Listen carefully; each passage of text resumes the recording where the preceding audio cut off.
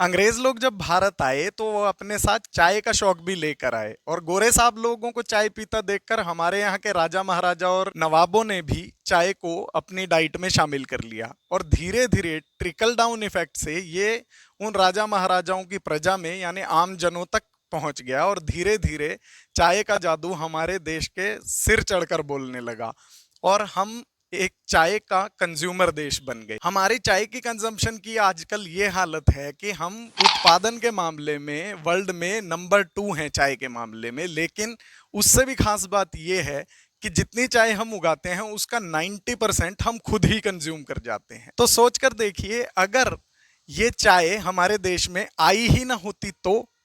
हाय, मेरा नाम अलंकार धारीवाल है। मैं एक आयुर्वेदिक न्यूट्रिशनिस्ट हूँ। आयुर्वेद और न्यूट्रिशन के सिद्धांतों से हम सभी की सेहत में 4 चांद नहीं 8 चांद लगाए जा सकते। अगर हमारे देश में चाय आई ही ना होती तो इसका सबसे बड़ा इफेक्ट हमारे राशन पे और हमारे मेडिकल बिल पे पड़ता, और ये इफेक्ट सिर्फ चाय पत्ती का राशन बिल में से कम ही हो जाने का नहीं होता, बल्कि चाय जो है वो बनाने के लिए सबसे जरूरी कॉन्स्टिट्यूएंट जो है वो है शुगर। तो शुगर का कंजम्पशन हमारे यहाँ लोएस्ट होता, क्योंकि और कोई चीज शायद ऐसी नहीं है जिसमें हम इतना ज्यादा शुगर का इस्तेमाल हर टाइम करते हैं। तो इस तरह से हमारा शुगर का जो बिल है ना केवल वो राशन में से कम होता, बल्कि शुगर, जो कि हम जानते हैं कि शुगर एक इंपॉर्टेंट कॉज है, इसी की वजह से हमें डायबिटीज, हाइपरटेंशन, कार्डियक डिजीजेस और स्ट्रोक और ना जाने और कितने टाइप के लाइफस्टाइल डिजीजेस का खतरा बना रहता है। तो ये समझा जा सकता है कि अगर हमारी डाइट में से ये शुगर कट ऑफ हो जाता तो उसका कितना बड़ा इफेक्ट हमारे राशन बिल पे ना केवल बल्कि हमारे मेडिकल बिल पर भी पड़ता। अगर हमारे देश में चाय नहीं आई होती तो हमें मोटापे की समस्या भी नहीं होती।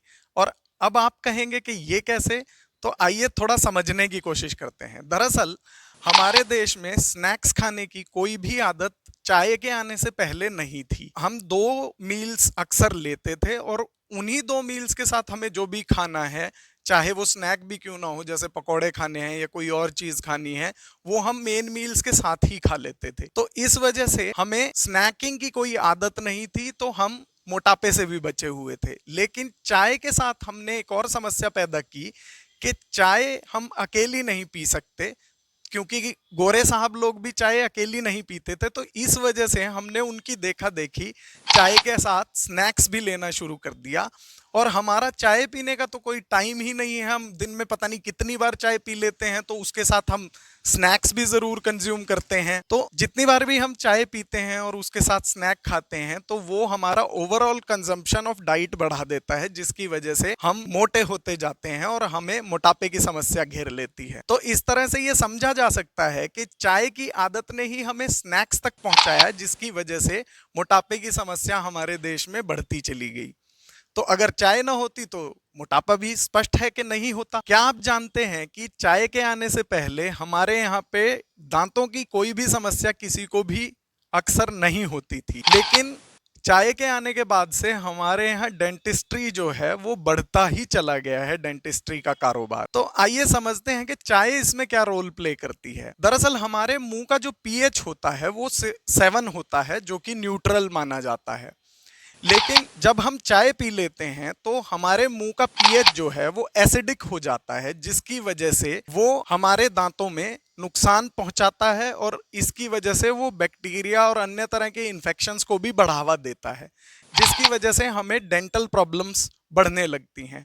और हम सब जानते हैं कि चाय पीने का हमारा ना कोई समय है ना कोई हमारी लिमिट है, हम चाय पीते जाते हैं पीते जाते हैं पीते जाते हैं। तो इसकी वजह से हम अपने ना केवल दांतों को बल्कि अपने मुंह को भी नुकसान पहुंचाते हैं, और जिससे हमें डेंटिस्ट की बहुत ज्यादा और बहुत सख्त जरूरत रहती है। तो इस तरह से हम ये समझ सकते हैं कि डेंटिस्ट्री का कारोबार बढ़ाने में दरअसल चाय का बहुत बड़ा रोल है। अब आप ये ना समझें कि चाय सिर्फ डेंटिस्ट को ही फायदा पहुंचाती है, बल्कि ये गैस्ट्रोएंट्रोलॉजिस्ट को भी बहुत फायदे पहुंचाती है, क्योंकि हम जब भी चाय पीते हैं तो हमारा डाइजेशन बिगड़ जाता है और हमें एसिडिटी, ब्लोटिंग, गैस अपच जैसी समस्याएं देखने को मिलती हैं। और जैसे जैसे हमारा चाय का कंजम्पशन बढ़ता चला जाता है तो हमारी ये समस्याएं भी विकराल रूप धारण कर लेती हैं, जिसकी वजह से हमें गैस्ट्रोएंट्रोलॉजिस्ट से मिलना पड़ता है और उन्हें कंसल्ट करना पड़ता है।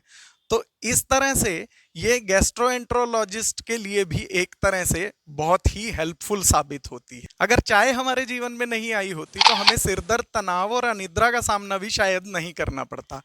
इसकी वजह ये हो सकती है कि चाय जो है वो एक स्टिमुलेंट है, और स्टिमुलेंट का बेसिक काम है आपको अवेक रखना, जागृत रखना, आपको एक्टिव रखना। तो क्योंकि हमारा चाय का कोई टाइम नहीं है, हम किसी भी टाइम मन आता है वो चाय पी लेते हैं, और अक्सर हम शाम को तो चाय पीते ही हैं, और जब भी हम शाम को चाय पीते हैं तो उसका इफेक्ट जो है वो हमारी रात की नींद पर आता है।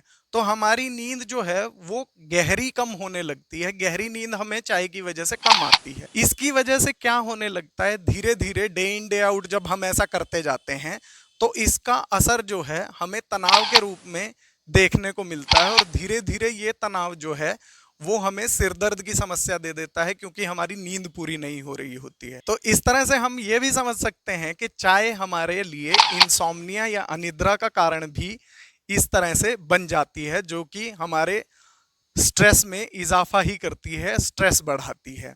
और एक तरफ हम ये मान के चाय पीते हैं कि हम स्ट्रेस को कम कर रहे हैं, जबकि इसका ओवरऑल इफेक्ट जो है वो हमारे लिए स्ट्रेस बढ़ाने वाला होता है। तो अब एंड में मैं ये कहना चाहूँगा कि हमें अंग्रेज़ों को थैंक यू बोलना चाहिए कि उन्होंने हमें चाय जैसा नजराना गिफ्ट किया है, जिसकी वजह से हमारी जीडीपी को इतना ग्रोथ मिला है, और हमारे हर सेक्टर को, जैसे हेल्थ सेक्टर को और हमारे फूड इंडस्ट्री को, इसके अलावा हमारे फार्मर्स को और हर तरह की इंडस्ट्री को चाय के द्वारा डायरेक्ट और इनडायरेक्ट जो है फायदा मिलता रहता है। इस वीडियो के विचारों के बारे में आपका क्या मानना है, मुझे प्लीज कमेंट बॉक्स में जरूर बताएं। वीडियो अगर पसंद आया हो तो वीडियो को प्लीज लाइक करें, शेयर करें, चैनल को प्लीज सब्सक्राइब कर लें और ऑल का नोटिफिकेशन जरूर दबा दें, ताकि कोई भी वीडियो का नोटिफिकेशन आपसे मिस ना हो जाए।